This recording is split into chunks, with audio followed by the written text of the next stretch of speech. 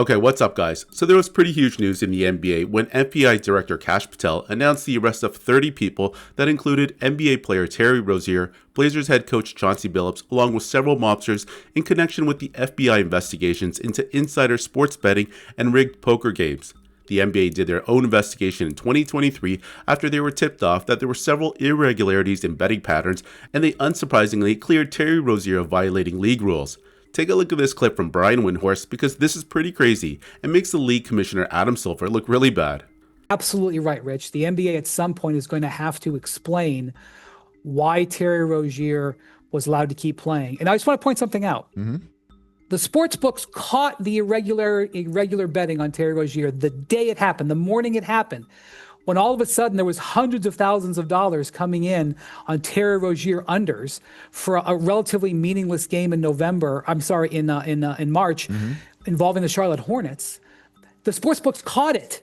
They told the NBA right away. And guess what? The NBA, Rozier didn't play the rest of the season, and he had faked the injury, so it wasn't because of the injury. The NBA pulled him. They pulled Jonte Porter too. They flagged Jonte Porter and pulled Jonte Porter. The NBA's measures, their protection measures, the sportsbook's protection measures triggered this. They caught it. The issue, I think, is Jonte Porter. They caught. Yeah, this is insane. The league caught Terry Rozier, and instead of punishing him, it looked like they allegedly co-conspired with him by faking his injury as they sat him out for the rest of the season. This is not a good look for the NBA, and it just worries me because I wouldn't be surprised if the NFL players were doing the same thing. The NFL is a game that is the most popular in terms of sports betting by a mile. I saw a report that of all the sports bets placed within the US, half of them are for the NFL. Okay, so anyways, with that said, Stephen A. Smith, while on First Take, talked about the investigation and gave a pretty wild take in my opinion. He made a crazy claim saying that Trump was going to come after all the leaks. Have a listen. We know what world that I live in terms of politics. How many times, for one incident after another, have I said, Trump is coming? He's coming. I'm going to say it on national television again. Bad Bunny is performing at the Super Bowl, and all of a sudden you hearing ICE is going to be there, looking to engage in mass deportations. The Super Bowl, disrupting things. Big night for the NBA. Wembanyama put on a show. That has now been smeared because we're talking about this story, okay? Remember, Trump has a long, long history connected to the world of sports because he had those casinos. Where do you think folks were coming half the time? I'm not talking about individuals. I'm talking about the culture. When people want to go to a casino, when people want to gamble, when people want to party, or whatever the case may be. This was his kind of connection to that. Why am I glad you're here, Monica? Because don't be surprised if the WNBA is next on his list. Because when you've got all of these protests that have been going out there and people that have been protesting against him and what have you, this man is coming. He's coming. And I've been saying it for a long time.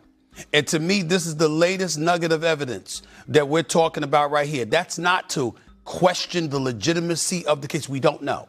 We're all sitting up here and we're saying that we don't know.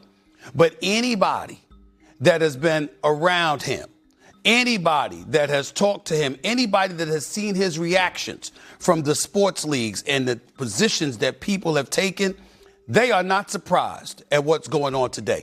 I'm watching a press conference with the director of the FBI. Tell me when we've seen that. We've seen people, we've seen accusations before. We've seen athletes get in trouble with the law before. You don't see the director of the FBI having a press conference. It's not coincidental. It's not an accident. It's a statement. And it's a warning that more is coming. And that's what they're saying here. And everybody better, I'm just telling you, it's as serious as it gets. This ain't the platform for me to get into it the way I'm going to get into it. But I've been saying he's coming. He's coming because in his eyes, folks try to throw him in jail. In his eyes, he's innocent. They try to put me behind bars. I'm getting everybody. He's not playing. And so this, in a lot of people's eyes, talk to people in the NBA, talk to people in the NFL, talk to people in the world of sports. They think this is like the tip of the iceberg.